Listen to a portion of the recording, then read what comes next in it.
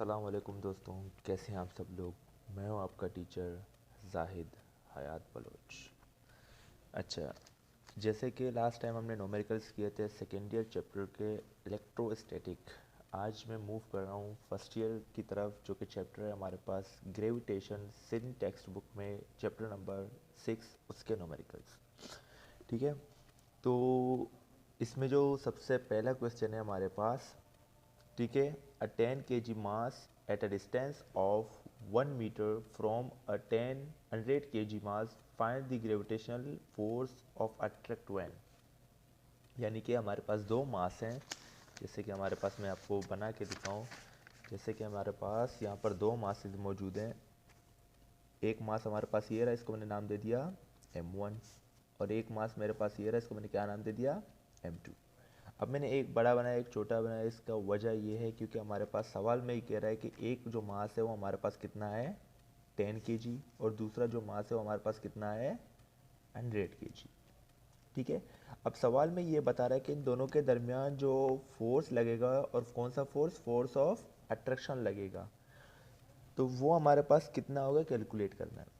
तो सबसे पहले कह रहा है 10 kg mass exerts force on the 100 kg, यानी कि पहला ये फोर्स अप्लाई करेगा 10 kg वाला किसके ऊपर, 100 kg के ऊपर, और दूसरी बार ये कह रहा है कि 100 kg जो फोर्स अप्लाई करेगा वो किसके ऊपर, 10 के ऊपर। तो ये हमें क्या करना है, फाइंड करना है। यानी कि पहले वाले में हमें ये कह रहा है कि फोर्स, यानी कि एफ फोर्स लगा रहा है किसके ऊपर, दूसरे के ऊपर, और बी में हमें ये फाइंड करना है कि फोर्स अप्लाई हो रहा है किसके ऊपर, 1 के ऊपर।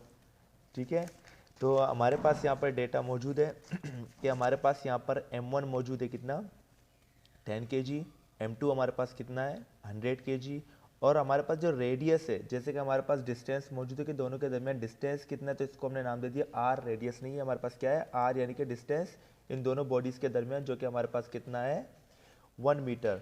और ये जो हमारे पास ग्रेविटेशनल फोर्स है वो हमारे पास कितना है 6.673 exponent minus 11 newton metre square पर केजी स्क्वायर। ये हमारे पास कांस्टेंट वैल्यू जो यूनिवर्सल ग्रेविटेशन है। और जैसे कि मैंने डायग्राम में बताया कि मुझे फाइंड क्या करना है, F122 एंड 221। ठीक है यहाँ तक।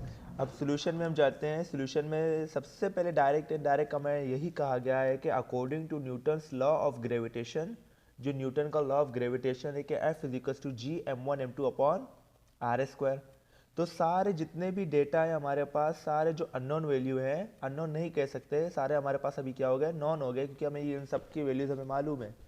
जैसे कि इस फार्मूले में डायरेक्ट में पुट करूंगा जी की वैल्यू, जो कि हमारे पास है 6.673 exponent minus 11 multiply by m1।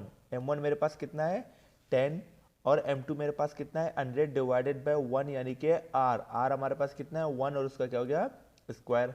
Overall calculate करके जो मेरे पास फोर्स आया, फोर्स कितना है 6.673 एक्सपोनेंट माइनस 8 न्यूटन। ये हमारे पास है टोटल फोर्स। क्या है हमारे पास टोटल फोर्स। सवाल में ये कहा गया है कि मुझे फाइंड क्या करना है F122 एंड 221। तो मैं ये कह रहा हूं कि मेरे पास F122 बराबर है F221 के, और वो बराबर है किसके, F के। किसके बराबर है, F के। तो मैं ये कह सकता हूं कि मेरे पास ये जो टोटल फोर्स है वो 122 के ही बराबर है, और यही फोर्स मेरे पास 221 के ही बराबर है। ठीक है यहाँ तक। तो यहाँ पर हमारे पास नाउ यहाँ पर जो आ रहा है हमारे पास कि न्यूटन का second law of motion F is equals to M A, जैसे हम जाते हैं लॉ ऑफ एक्सेलरेशन के जरिए F is equals to M A. ठीक है यहाँ तक। अब यहाँ पर क्या कह रहा है कि M221, यानी कि दूसरी बॉडी, यानी कि जो 100 kg मास वर्क कर रहा है किसके ऊपर, 1 के ऊपर, यानी कि M2। जैसे कि ये रहा, ये M2 है, M2 अट्रैक्ट हो रहा है, फोर्स हो रहा है किसके ऊपर, M1 के ऊपर। तो यहाँ पर मैंने M2 दे दिया, ए का एक्सेलरेशन होगा, जाहिर सी बात है। तो मुझे एक्सेलरेशन चाहिए, M यहाँ पर मल्टीप्लाई हो रहा है, यहाँ पे आके डिवाइड होगा। डिवाइड होने के बाद ओवरऑल कैलकुलेट करके मेरे पास जो फोर्स आया था, मैंने कहा था कि सारे बराबर है, तो उनको F21 की जगह पे क्या करेंगे, पुट करेंगे। M2 हमें मालूम है 100 kg, पुट करेंगे। ओवरऑल कैलकुलेट करके मेरे पास एक्सेलरेशन की वैल्यू आ गई, जो कि मेरे पास है 6.673 एक्सपोनेंट माइनस 10 मीटर पर सेकेंड स्क्वायर। अब यही सेम प्रोसेस हमारे पास 1 to 2 के लिए भी होगा। अब यहाँ पर 1 है तो यहाँ पर M1 होगा, यहाँ पर 1 है तो यहाँ पर क्या होगा A1 होगा।